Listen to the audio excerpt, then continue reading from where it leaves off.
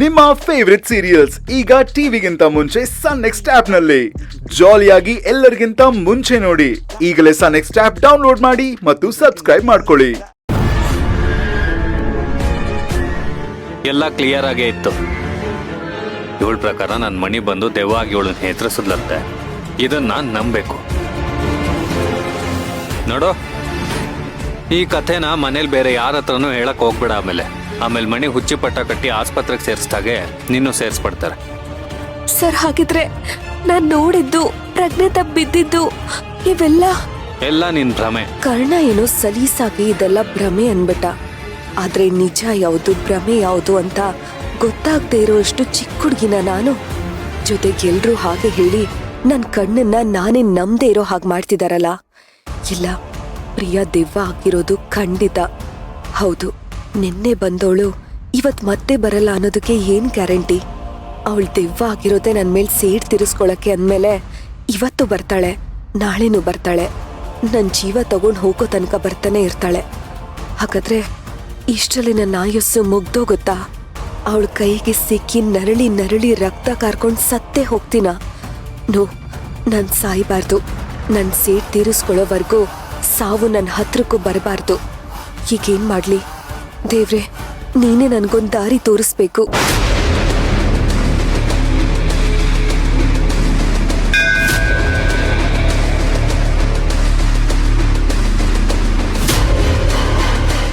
S, ಈ ದೆವ್ವ, ಭೂತ, ಪಿಶಾಚಿ ಕಾಟದಿಂದ ಮುಕ್ತಿ ಪಡಿಬೇಕು ಅಂದ್ರೆ ಅದಕ್ಕೆ ಆಂಜನೇಯನೇ ಸರಿ. ಈಗ್ಲೇ ಹನುಮಂತನ ಗುಡಿಗೆ ಹೋಗಿ ತಾಯ್ತ ಕಟ್ಟಿಸ್ಕೊಂಡ್ ಬರ್ತೀನಿ. ಮನ್ಸಲ್ಲಿ ತುಂಬ್ಕೊಂಡಿರೋ ಭಯ ಎಲ್ಲ ಹಾಗೆ ಹೊರಟೋಗುತ್ತೆ. ಆಮೇಲೆ ಯಾವ ಪ್ರಿಯಾ ಬರ್ತಾಳೋ, ಮೋಹಿನಿ ಬರ್ತಾಳೋ ನಾನು ನೋಡ್ತೀನಿ. ಈಗ್ಲೇ ಹೋಗಿ ದೇವಸ್ಥಾನದಲ್ಲಿ ತಾಯ್ತ ಕಟ್ಟಿಸ್ತೀನಿ. ಹೇಳಿ ಮೇಡಮ್. ನಾಗರಾಜ್ ಅವರೇ, ಎಲ್ಲಿದ್ದೀರಾ? ಇಲ್ಲಿ ಕಾಫಿ ಕುಡಿತಾ ಇದ್ದೆ. ನಾನೊಂಚೂರು ಆಂಜನೇಯನ ದೇವಸ್ಥಾನಕ್ಕೆ ಹೋಗ್ಬೇಕು. ನನ್ನನ್ನು ಎಲ್ಲಿ ಡ್ರಾಪ್ ಮಾಡಿದ್ರೋ ಅಲ್ಲೇ ಬಂದು ಪಿಕ್ ಮಾಡಿ. ಸರಿ ಮೇಡಮ್, ಇವಾಗಲೇ ಬರ್ತೀನಿ. ಹಾ.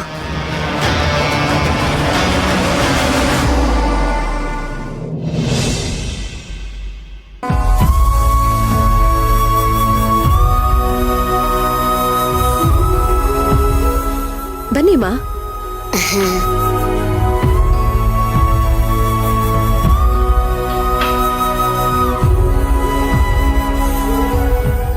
ಅಮ್ಮ, ನೀವು ಈ ರೂಮಲ್ಲಿ ಇರಬಹುದು.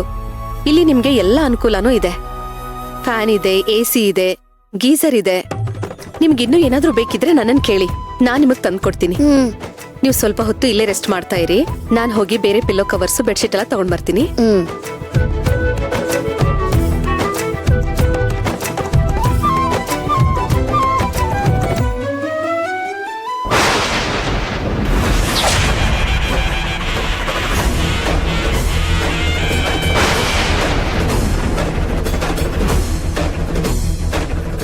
ಎಲ್ಲೋದ್ರೂ ಈ ದುರ್ಗಿ ನನಗಿನ್ನ ಮುಂದೆ ಬಂದು ಮುಖಕ್ಕೆ ರಾಚೋ ಹಾಗೆ ಕೂತಿರ್ತಾಳೆ.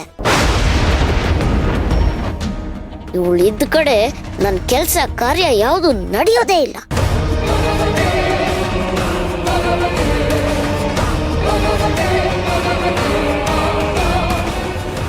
ಹಾ ಮೇಡಮ್. ಯಾರನ್ನ ಮೇಡಮ್ ಅಂತ ಇದ್ದೀರಾ? ನಿಮ್ಮನ್ನೇ, ಅನ್ನ ಕೊಡೋ ದೇವತೆನ, ನಮ್ ದಣಿನ. ನೋಡಿಮ್ಮ, ನೀವ್ ಈ ಥರ ಎಲ್ಲ ಕರೆದ್ರೆ ನಂಗೆ ತುಂಬಾ ಬೇಜಾರಾಗತ್ತೆ. ನಾನ್ ನಿಮಗ್ ಧಣಿನೂ ಅಲ್ಲ, ಅನ್ನ ಕೊಡೋ ದೇವತೆನೂ ಅಲ್ಲ. ಅವರಿಬ್ರು ಮೇಲೆ ಇದ್ದಾರೆ. ನಾವು ಅವ್ರು ಕೊಟ್ಟಿದ್ದನ್ನ ಪ್ರಸಾದ ಅಂತ ಇಸ್ಕೊಳ್ಳೋರು ಮಾತ್ರ. ಹೇಳಿಮ್ಮ, ನೀರೇನಾದ್ರೂ ತಗೊಂಡ್ ಬರ್ಲಾ? ಬೇಕಿತ್ತ ನಿಮ್ಗೆ? ನನಗೆ ಇಷ್ಟು ದೊಡ್ಡ ರೂಮ್ ಬೇಡ, ಬೇರೆ ಯಾವ್ದಾದ್ರು ಚಿಕ್ಕ ರೂಮ್ ಇದ್ರೆ ಸಾಕು. ಯಾಕಮ್ಮ, ಇಲ್ಲೇನಾಗಿದೆ? ನಾನು ಆಗ್ಲೇ ಹೇಳಿದ್ನಲ್ಲ, ಇಲ್ಲಿ ಎಲ್ಲ ಅನುಕೂಲನೂ ಇದೆ. ನಿಮ್ಗೇನಾದ್ರೂ ಕೊರತೆ ಅನ್ಸಿದ್ರೆ ಹೇಳಿ. ಛೆ, ಹಾಗಲ್ಲ, ಇಲ್ಲಿ ಅಗತ್ಯಕ್ಕಿಂತ ಜಾಸ್ತಿ ಅನುಕೂಲಗಳಿದೆ. ಆದ್ರೆ ಬಿಟ್ಟಿ ಸಿಗುತ್ತೆ ಅಂತ ಬೇಕಾಬಿಟ್ಟಿ ಬದುಕು ಮಾಡೋದು ನನಗೆ ಇಷ್ಟ ಇಲ್ಲ. ಆಸ್ಕೆ ಇದ್ದಷ್ಟು ಕಾಲ್ ಚಾಚೋಳ್ ನಾನು. ಇಲ್ಲಿ ಆಸ್ಕೆ ನನ್ನ ಕಾಲ್ಗಿನ್ನ ಉದ್ದ ಇದೆ. ಈ ರೂಮಂತೂ ಹೊರಳಾಡೋಷ್ಟು ದೊಡ್ಡದಾಗಿದೆ. ನನಗೆ ಎಷ್ಟು ಬೇಕೋ ಅಷ್ಟಿದ್ರೆ ಸಾಕಮ್ಮ. ಚಿಕ್ಕದಾಗಿ ಚೊಕ್ಕವಾಗಿದ್ರೆ ಸಾಕು. ಆ ಥರ ರೂಮು ನಮ್ಮ ಮನೇಲಿ ಇಲ್ಲ ಅಮ್ಮ. ಆದ್ರೆ ಟೆರೆಸ್ ಮೇಲೆ ಒಂದು ರೂಮ್ ಇದೆ. ಅದು ದಕ್ಷಿಣ ದಿಕ್ಕಲ್ಲಿದೆ.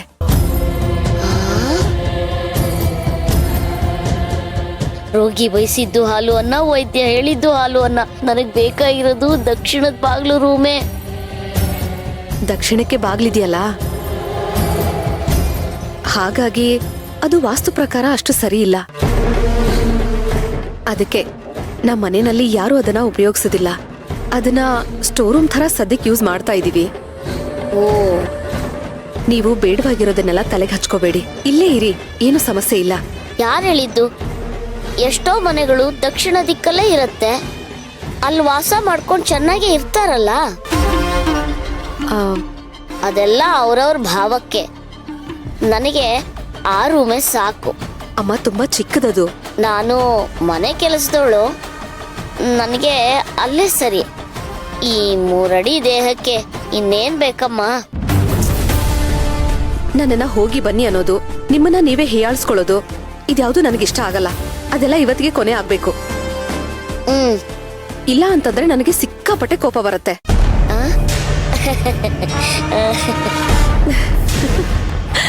ಬನ್ನಿ.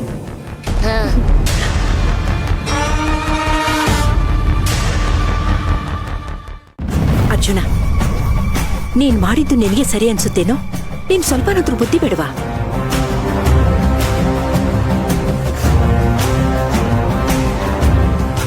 ಆಕೆಗೆ ಯಾರು ಇಲ್ಲ ಅಂದಿದ ತಕ್ಷಣ ಅವನ್ನ ಸೀದಾ ಮನೆಗೆ ಕರ್ಕೊಂಡ್ ಬಂದ್ಬಿಟ್ಟಿಯಲ್ಲ. ಅದ್ಯಾವ ಧೈರ್ಯ ಮೇಲೆ ಕರ್ಕೊಂಡ್ ಬಂದ್ಯೋ ಏನೋ? ಆಡಕ್ಕಾಗಲ್ಲ, ಅನ್ಭವಿಸಕ್ಕೂ ಆಗಲ್ಲ, ಪ್ರಾಣ ಸಂಕಟ ತಂದ್ಬಿಟ್ಟೆ. ಅಮ್ಮ, ಅದ್ಯಾಕೆ ಹಾಗಂತೀಯ? ನಿನಗೆ ಹೇಳೋದಕ್ಕೆ ಮುಜುಗರ ಆಗುತ್ತೆ ಅಂದ್ರೆ ನನಗೆ ಹೇಳು, ನಾನೇ ಹೇಳ್ತೀನಿ.